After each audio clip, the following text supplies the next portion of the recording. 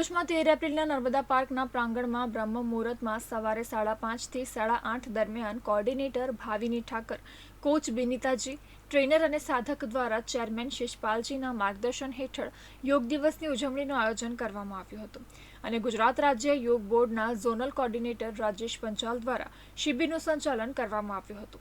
આ શિબિરનો મુખ્ય હેતુ સ્વસ્થ અને રોગમુક્ત ગુજરાત અભિયાન અંતર્ગત ભરૂચમાં કાઉન્ટડાઉનનો કાર્યક્રમ કરવામાં આવ્યો હતો, જેમાં 500 થી વધારે લોકોએ ભાગ લીધો હતો।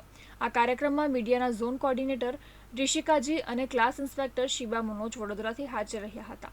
ગુજરાત રાજ્ય યોગ બોર્ડનો હેતુ સમગ્ર ગુજરાતના લોકો નિરોગી રહે અને રાજ્યના દરેક નાગરિક સ્વસ્થ જીવનશૈલી અને નિરોગી જીવન જીવે તેને પ્રોત્સાહિત કરવાનો છે। આ કાર્યક્રમમાં મુખ્ય અતિથિ તરીકે residence additional collector NR Dhandhal, ધારાસભ્ય રમેશ મિસ્ત્રી, ભાજપના જિલ્લા પ્રમુખ પ્રકાશ મોદી, કારોબારી જિલ્લા પંચાયત ચેરમેન ધર્મેશ મિસ્ત્રી, બ્રહ્માકુમારીના અમિતાબેન, GNFC SNR ક્લબના પ્રેસિડેન્ટ પંકજ પુરોહિત, બ્રહ્માકુમારીના અમિતાબેન, GNFC SNR ક્લબના પ્રેસિડેન્ટ પંકજ પુરોહિત, રમતગમત કન્વીનર પ્રશાંત પટેલ, હરિપ્રબોધના મિલિંદ, નર્મદા પાર્કના સંચાલક માર્ટિન પટેલ ઉપસ્થિત રહીને આ કાર્યક્રમને ઉત્સાહથી ભરી દીધો હતો અને યોગીઓને પ્રેરણા આપી હતી।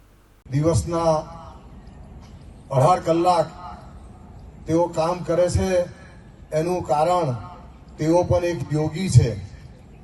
એક વિભૂતિ આપણા દેશને મળેલી છે અને એમને આ આપણી ભારતીય સંસ્કૃતિને સમગ્ર વિશ્વના ફલક પર લઈ જવા માટે એક બીડું ઝડપેલું છે। પહેલા આપણા અંતરાત્માથી અવાજ આપણાના દિશામાં હંમેશા પ્રેરિત કરતું હોય છે। એટલે આપણો જે ભારતીય સમાજ છે, આપણો જે સનાતની સમાજ છે, એ સમયની સાથે સમસ્યાનો ઉકેલ કરવા માટે પોતાને સરકારની સાથે જોડી રહી છે।